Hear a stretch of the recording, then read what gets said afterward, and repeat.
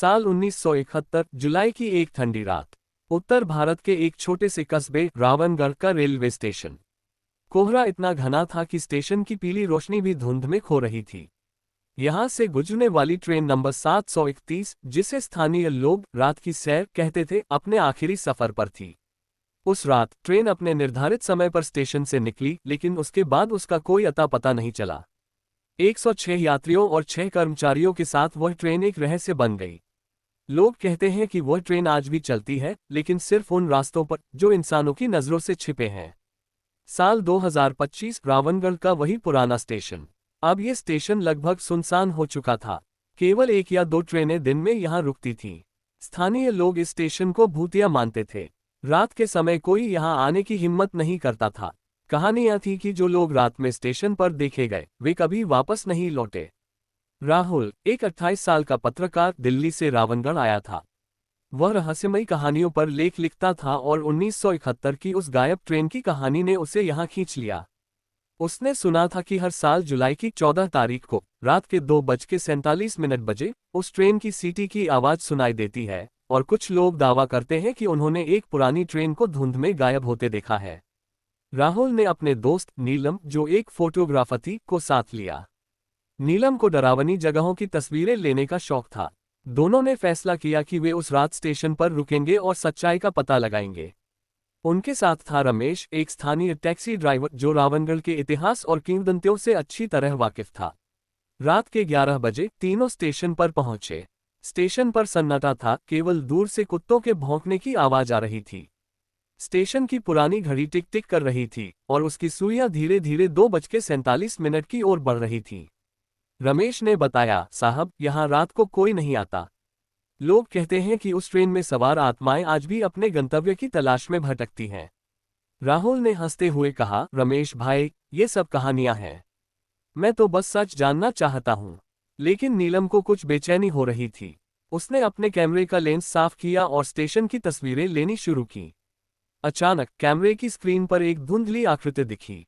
राहुल, ये देख, उसने डरते हुए कहा। राहुल ने स्क्रीन देखी। एक पुराने जमाने की साड़ी पहने एक महिला की धुंधली तस्वीर थी, जो प्लेटफॉर्म पर खड़ी थी। लेकिन वहां कोई नहीं था। रमेश ने कांपते हुए कहा, ये वही है। वो महिला जो ट्रेन में थी। लोग कहते हैं उसका बेटा भी ट्रेन में था। दोनों की आत्माएं यहां भटकती हैं। रात के 2:47 बजे अचानक एक तेज सीटी की आवाज गूंजी। कोहरा और गहरा हो गया था। राहुल, नीलम और रमेश ने एक दूसरे को देखा। दूर से रेल की पटरियों पर लोहे की खड़खड़ाहट सुनाई दी। ट्रेन आ रही है, राहुल ने उत्साहित होकर कहा, लेकिन रमेश का चेहरा सफेद पड़ गया। साहब, ये कोई साधारण ट्रेन नहीं है। हमें यहां से जाना चाहिए। लेकिन राहुल ने उसकी बात अनसुनी कर दी। वह पटरियों की ओर बढ़ा। अचानक कोहरे में से एक पुरानी ट्रेन प्रकट हुई। उसका इंजन काला था और डिब्बों पर जंग लगी थी। खिड़कियों से धुंधली रोशनी बाहर आ रही थी और हर खिड़की में एक आकृति दिख रही थी, जैसे लोग बैठे हों, लेकिन उनकी आंखें खाली थीं। नीलम ने कैमरा उठाया, लेकिन उसका कैमरा अचानक बंद हो गया। ये क्या हो रहा है? उसने घबराते हुए कहा। ट्रेन धीरे धीरे प्लेटफॉर्म पर रुकी। दरवाजे अपने आप खुल गए और एक ठंडी हवा ने तीनों को जकड़ लिया।